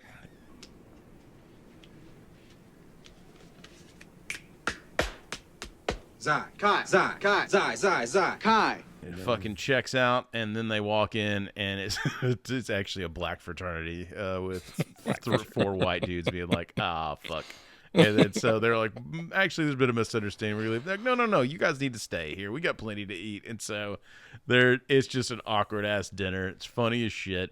Yeah, and then There's 2 huge offensive linemen on either side of DJ. Yeah, DJ Qualls. And they end up like pranking him. Someone's got some serious explaining to do. Yeah, look what we found in this guy's duffel bag. What? What is that? No, I've never seen that before in my life. They run in with a KKK hat, and they say they found it in Kyle's bag. Kyle is like freaking out. He's like, no, it's not mine. It's not mine. And he gets so fucking worked up, he just passes out. Yeah. It turns out they're just fucking with him. So they end up staying the night. You have a funny black woman whose thighs are bigger than fucking Kyle's body Dude, that he hooks up with. Kyle could have bear hugged each thigh like a tree trunk, dude. He boinked her. Dude, she is bored. She is black, and they have a romantic interlude. Dude, I gotta say though, when he's on the bed, those tidy whities are uncomfortably loose when the camera keeps panning back and forth. And I was They like, really are, stop! man. Like, I'm gonna be on watching HBO Max in 2025 and see dong and ball. Yeah, any minute. Christy asked me, it's like, did you ever wear tidy whities? And if so, were they loose like that? Because every time I see them in a movie, they're loose. Yeah. And I'm like, not past my superhero underoos. Yeah, which you wear to this day. Well, the idea is like the idea that you would wear those even It's supposed to be anyways. tight. Yeah, you're supposed to be tight. That's the reason you wear Keeps tidy everything- whities, yeah, so you keeps don't. everything in place. But these are loose, and I swear to God, I thought a left ball almost rolled out once or twice. I'll put it in here and freeze it. Do it. You Let everybody remember, see it. You remember, Chris? Chris, you remember when we worked together at the truck place? I would do those little Photoshop things of Yeah. people. You may have been gone, but I threw a guy's face on DJ Qualls when he's laying in bed next to her. Oh, nice. That's pretty awesome. That is excellent work. So he does indeed boink that Mhm. large African American lady, and it's funny because It's a badass party. This party looks like he's a lot of ski- fucking fun too. By the way, He's dancing. They're all cheering for him. He's up there with the UTK step group. Mhm. They're all having a blast, man. He boinks. He's a skinny white dude, and he boinks, a very large black woman. all It's just beer fest, and she is going to break his dick off. That's exactly what I was gonna say. At some point on that, she breaks his dick off. And then the next morning, like after, I'm assuming he lost his cherry that night. Yeah, he walks out. He and says he did. He's like Tobey Maguire in Spider-Man 3, where he's like, Anytime. Just want to take care. Stay cool. Yep, pointing dude. at everybody. Like everything's cool then, man, and he's had He's his got- conquest, he's but got also a little swagger. Also, I'm jealous. I was jealous in this scene because you saw how hammered he was in this scene, right? Like how much he's drinking, and the next morning he's just chipper because he's fucking 19 years old, and that's what happened back then. He just regenerates like the fucking Wolverine. Like that's what you do. When Your you're hangover 19. powers when you're like 20 are basically like Wolverine. You're like, that was fun. Yeah. I can't wait to do that again. Yeah. 20 years later. Can't wait to do that again the next night and keep going. Now the same thing that gave us our powers poisonous from the inside. I know. It is like Wolverine. Betrayed, yes. Our mutant powers have betrayed us. Yeah. Do we have one of those collars on? Jesus Christ. Yeah. It's adamantium poisoning. It is, man. So the next day, the boys on the road trip run out of money, dude. They're broke, Well, man. and They like gotta- any they gotta- movie in the 90s and 2000s, there's only one way to make money. And it's got to involve it. sperm always. That's always. Like Why, there's nothing else. Why is there so much semen in these movies? You hear that, Johnny? You're covered in rejected black guy sperm. You look like a Kardashian. Yeah. Oh, my God, dude. Before I have you fill out these forms, I need to ask you a few questions, and then if you qualify, you can make a sperm deposit. Time to donate sperm. So, of course, they go through the questions. You know, if have you had sex within the last 24 hours? And old fucking Kyle, isn't it Kyle? He's just like, yep, I'm out, guys. Like, he's still fucking gloating. The other one is like, have you done drugs in the last 24 hours? So, like, Ruben's out. And so you got Josh and EL can actually donate. Josh goes to the room like a good trooper, and EL is going to proceed to hit on the fucking nurse, which I can't imagine. What a shitty job this would be if you're a nurse, because this has been in every movie I've seen is somebody trying to hit on the fucking nurse, including Ted too. Listen, look, if you're even moderately hot, you don't have that job. Yeah, you can't have that job. Like you just can't. And Leaf, correct me if I'm wrong, but she's a redhead. I thought she was blonde, dude, but you know what? It doesn't matter. It doesn't matter. at that In his point head time. now, she's red. I was DTF. Listen, in EL's defense, he asked for some Asian porn, dude. They had normal amounts, and he asked for Asian. And, dude. and The guys, man was- this is before the internet was in your pocket. So I mean, That's right, You either dude. got to use your. That's right. I also talked about this with some friends when I was watching this. So could you do this? Like you're at a medical facility and then you just got to fucking rub one out, like. I think you're supposed to. Yeah, I think mean, they no, have I know you have magazines. to. I just mean, Yeah, but like, What are you kidding? I've objected 3 times since I've been here. I think it would be hard. Well, it wouldn't be hard. I think that would be the problem. It would be weird. You hear people walking Yeah, down the hall and shit. Like, yeah, I think that is people have told stories on the internet. I think I would just of need to put struggling. like these headphones on and just hub at full blast, and then just like Yeah. go in my own world and maybe I think that's hit the hub up. Well, we find out there's actually another option. And there is. There And is. so she's gonna help EL. And he's like, oh shit. Does we get another one of the Stifler smiles and the smirks when she's coming in there because he's about to get some He thinks- assistance. Do you need some help? Yes, I do. He's gonna get lucky, dude. with her, and he did. She's a divorcee. She's a divorcee. And so her way of forcing his ejaculation is to do it the old prostate way, right? Like the massaging the prostate from the old rear entry, dude. And this scene, I know Chris is about to talk about it because I remember laughing at it, and I was like, I know what Chris is laughing at. Yep. So she puts on the rubber glove. She rubs the lube on her finger. She uses two fingers, by the way. yeah. I know all y'all noticed that. All the men were like, yeah, he's got two. I mean, he earned this one though. I mean, he flirted with her, And so it's she puts the cup around the front and bends him over, and then you just hear. We can just talk. Whoa. the sound, dude.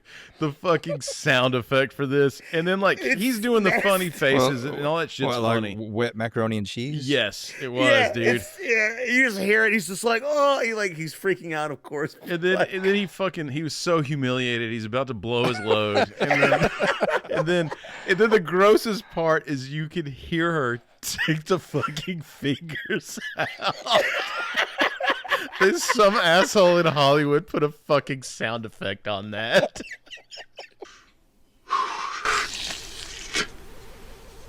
It's so bad. And he's making noises like a damn dolphin while he's getting milk. Dude, I know. I mean, his comedic chops on this is pretty fucking funny, but I don't know what asshole in Hollywood did that, but I guess I never heard it before in the theater because I was laughing. Yeah. But this time around, I heard it, and I was like, oh, yeah, dude. I laughed so hard at the sound effects. Like, for this, it's so nasty, but like, dude, I was crying, man. Dude. I was like, I know Chris heard that noise, the noises that it made. It was awful, but it was so funny. So nasty. That's nasty, dude. It was bad, man. So anyway, back. They now have some money. They got some walking around money to get them to Texas. They can get there now. They can make it thanks to the grossness. Anyway, shout out sound effect guy. Fuck you. And the also Foley dude, the Foley artist, and also chef's kiss. We reached the conclusion of the snake incident, guys. Yes. The final conclusion of the snake feeding back at Ithaca. Barry continues his Tom Green-esque antics, attempting to feed obviously the live mouse still, which the snake like we will talked not about. eat. Like he had to show the snake that the mouse was good, so he showed the snake that he can eat it too. Yeah, like it's a good. But in comes it's good soup, Billy. Yes, but in comes Beth. Fresh from Boston, Massachusetts. Fresh from ruining a man's life and having her feet licked. And escaping almost consequence-free, except for the feet licking. Mm-hmm. And so she's like, why did you send me to the wrong university? And while they're having their argument, Jacob shows up, and he tells Beth what he's done, that he has tricked Josh into thinking he has an extension in which he does not. See, he thinks that he has an extension on the midterm, but thanks to a certain someone, he doesn't. And Beth realizes that despite her anger at Josh, she's going to have to do something to try to help him out. And during the conversation, Tom Green is summarily attacked by the snake. Such an idiot. You are a psycho. And it's all the slapstick hilarity that you would hope for in this. I'll put some of the scene in here. It's fucking funny.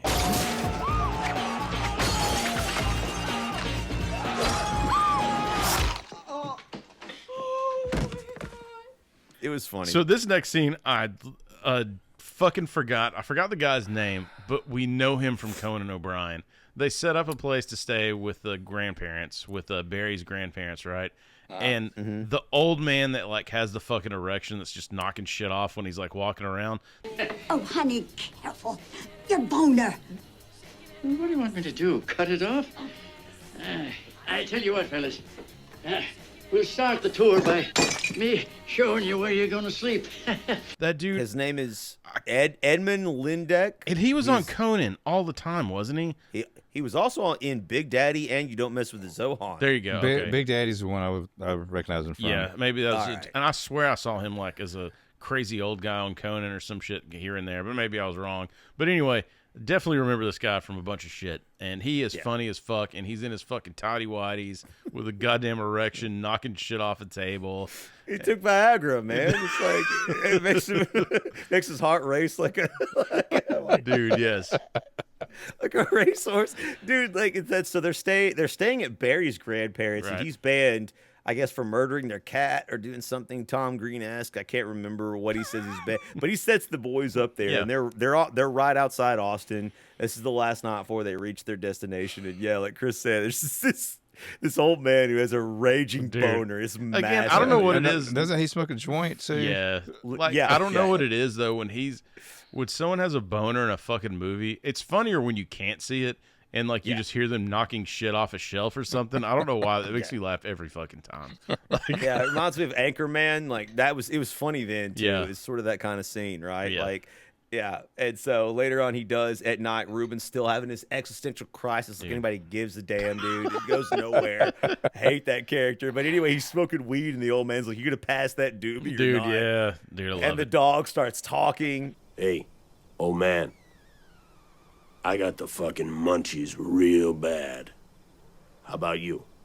And he has a deep, bassy black man's voice. It's a professor again. Yeah. I bet they did the voice. Hello, over children. Yep, exactly, man. Goddamn succubus.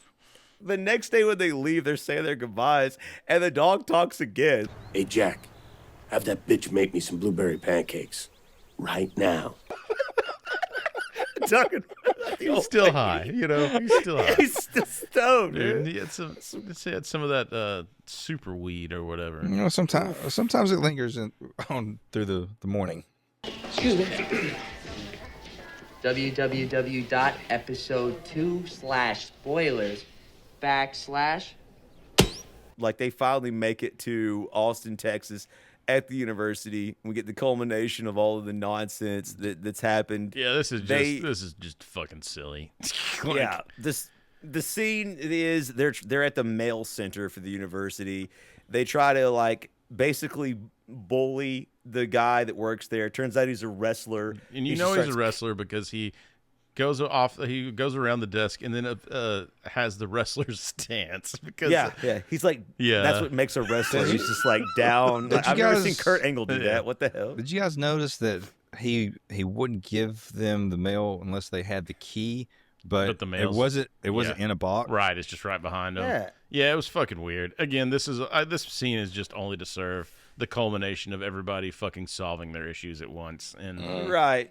So in the melee, Josh manages to jump behind the counter and steal the tape. He's got it, ladies and gentlemen. He's made it. And the most fucking like nerve-wracking thing, like where it's me screaming at the TV, like, throw it away. Yeah. Why is it still in your hand? And then he sees Tiffany, and he's talking to Tiffany. It's still in his fucking hand, and I'm like, throw it away. Destroy it. I was like, slam it on the ground. I'm like watching Blue's Clues, and I'm like, he's fucking behind you. Like, what are you doing? It's a phone. You don't need the map. You don't need the map. It's right fucking there, Bluey. Jesus. It's like a Batman, the Batman 66 movie where he's running around with a bomb. Yeah. Some days you just can't get rid of a bomb. Yeah, sometimes there it is. Sometimes it happens, man. But yeah, so anyway, thank you, Leaf. So the dad shows up. Kyle! Dad? That's your dad? Freeze right now! Everybody freeze! Put your weapon down now! For Christ's sake, my son was kidnapped! He like pulls out his gun. Like, yeah, like all the students, because he still thinks his son's been kidnapped. And we have that moment where Kyle confronts his father. He stands up to and his all the dad trauma. and stands up, tells him, "Listen, this is my idea. I want to be part of this. Just leave me alone, Dad. I'm Doug. I'm Doug, and you're Dad. And you're Dad." And Would that make you happy, Dad? So Tiffany, they go back to her dorm room. And in the fight, and yeah, while everybody else starts fighting, so they're back there, and you're like, the whole time, I'm like, God damn it, throw it away. And the phone rings, and it's not it's Beth. On the other end, and and she is telling him, hey, you're fucked on your extension. Homeboy lied to you. You got to get back ASAP, man. You got 2 days. And man. so then while he's talking to her on the phone, Tiffany opens a package and puts the tape in, and we're like, fuck me. And it's happening behind him while he's on the phone. He's asking Beth, do you like to do it yourself? And she's like, if the mood strikes. Shadow, there's something wrong with her underwear. And everyone is my mouth. Everyone is screaming if you're watching the film. Yeah. You're like, she's behind you watching the tape because he's turned away from Tiffany. And like, bitch, get out the room. Bitch, get out the room. Yeah, that's what it was, dude. Man, that's what it was. And Josh jumps in front of the television right as it gets to the sex scene. And oh, God, no, you don't want... behind her, the camera cuts, and Barry has recorded over the sex tape with his ass. Yeah, like, I don't know he's just doing dumb shit, and I feel like it was a shout out to his like song about his bum. Yeah. He's like, it's just my bum, like on the, and he's like grabbing his own ass and just. I can see my bum. Filming it, and so the whole trip was for nothing. Barry recorded over the sex tape. But it did. This whole thing made him realize she's like, we're only in college once. Also known as I've met another guy that's bigger than you. Quite literally. Did you notice that at the beginning, Stifler tells him like you only have so much time in college to meet new people or whatever, and then she says the same thing to him at the end. And so it turns out you should have listened to your boys all along. She also said the area code thing, which Stifler said. That was funny too, yeah. Yeah, she was like, he was like, if it's in different area codes, it doesn't count. She was like, well, you're basically the only guy I've mostly been with. He's like, what do you mean, like, mostly? She's like, well, there was this one time when you went to camp, and he was like, we were in different area codes. It doesn't even count. And it's like, dude, Stifler fucking told you the whole time, man. Listen to him. Look, I'm starting to believe in some of the things a lot of the stuff that they're saying. Yeah, man.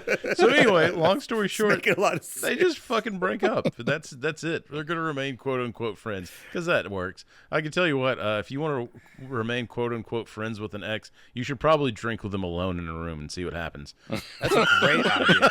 Nothing. That's what happens, right? Is that the answer to the question? Yeah, nothing. Yeah, nothing. Yeah, that's fine. It's going to be a bloodbath. Oh, Jesus Christ, man! So they're rushing back to still in the stolen vehicle, mind you. Still on the stolen, the stolen handy, but it's not. I mean, does it really matter? Are they going to see that it's gone? No, they're not. I brought it back. And you see brought it back. It's right here. Jesus. And so, luckily, Ruben, who knows everything, can teach philosophy. Fuck that character. I know, man. Dude. It's you so hate it. bad. It makes me laugh really hard. He has no funny lines in the whole entire thing. He's literally worthless. He doesn't make any sense. But whatever. He's able to teach Josh philosophy on their way back. Yeah, because it turns out it's fucking stupid, Gord. Yeah, it's stupid. Whatever, he does it, and they don't actually make it back in time, right? Mm-hmm. He's late to class, dude. But what he finds when he arrives, because Josh is running to class to take the exam or see what he can do to try to work it out, and there's like a bomb squad. Yeah. In the room, and they're basically like, get out. Oh. But this is obviously, if this had been filmed a year later, we would have a very much different story. There would be a different ending to this, yes. As this was filmed in 2000, this would have been a different, because they just like realize the bomb threat is a fake, and they go to have the exam. So he makes it barely on time, which made me laugh really hard. I'm like, oh, there was a bomb threat. Well, anyways, it's fake. So back in class, nerds, time to take your exam. And then you get. He's gonna stay with Beth, and he passes the exam. As he should. Stays in college, for sure. And we find out Beth called in the bomb threat. She's not unhinged at all, guys. She doesn't drive. She doesn't take a bus all the way to Boston, Massachusetts. What have we said always on Beacon? Let's rewind. The crazy chicks fuck the best. Is that what I think that's the first time? Well, we've said it a lot behind the scenes, but it's just true. And if that doesn't work, I go for a heavyset friend. In my experience, the fat girls try harder.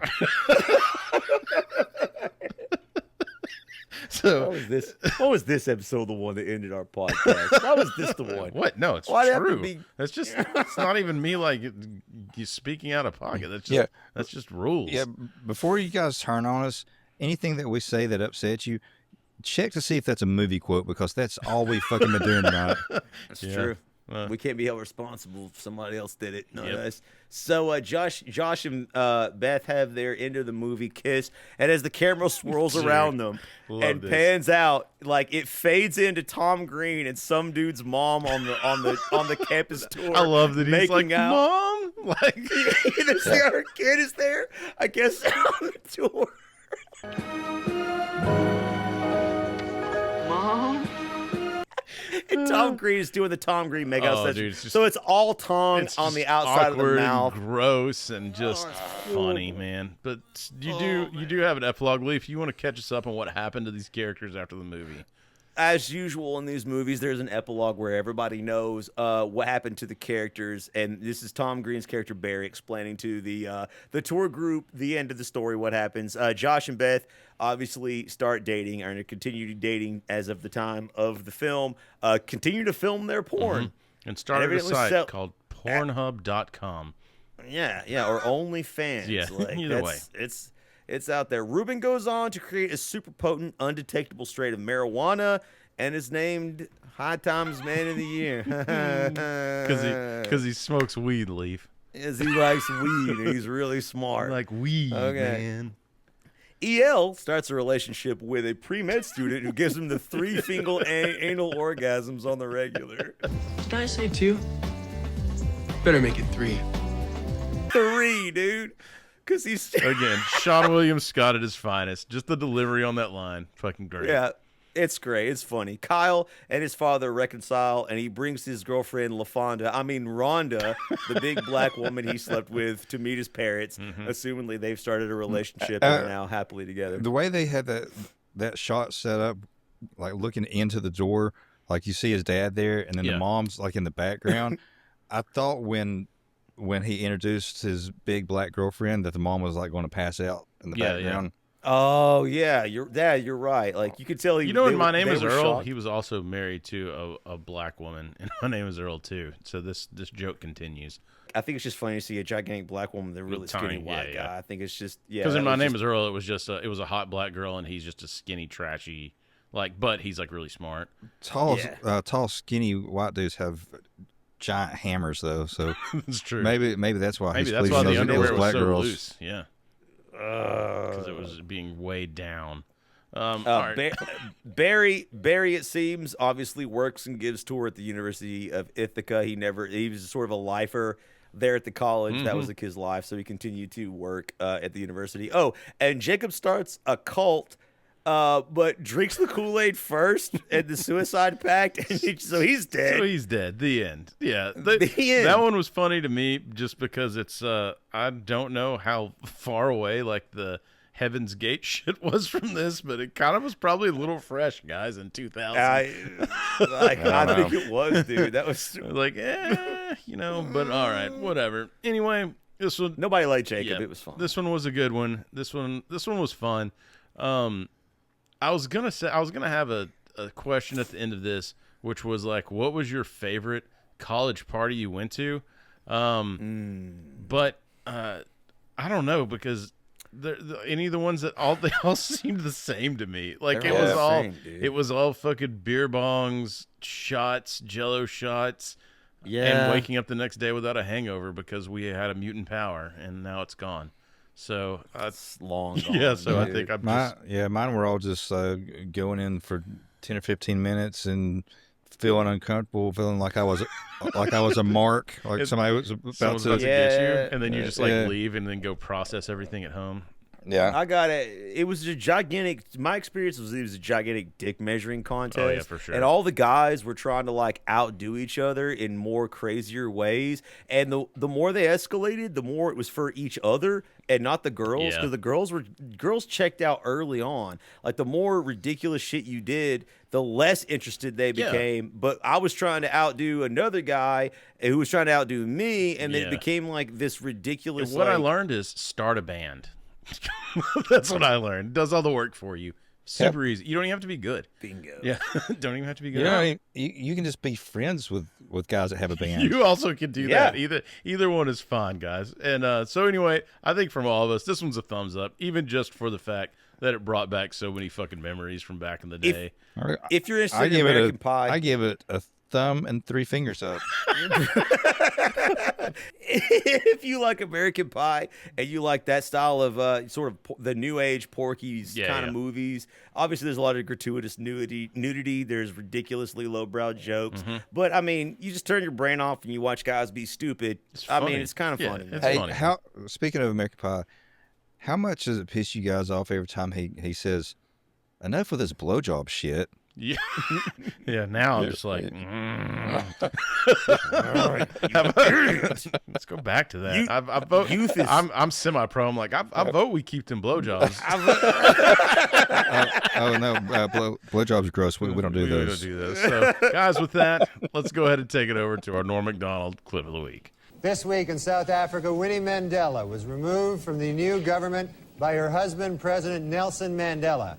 A curious Bill Clinton later called Mr. Mandela to find out how exactly you go about doing something like that.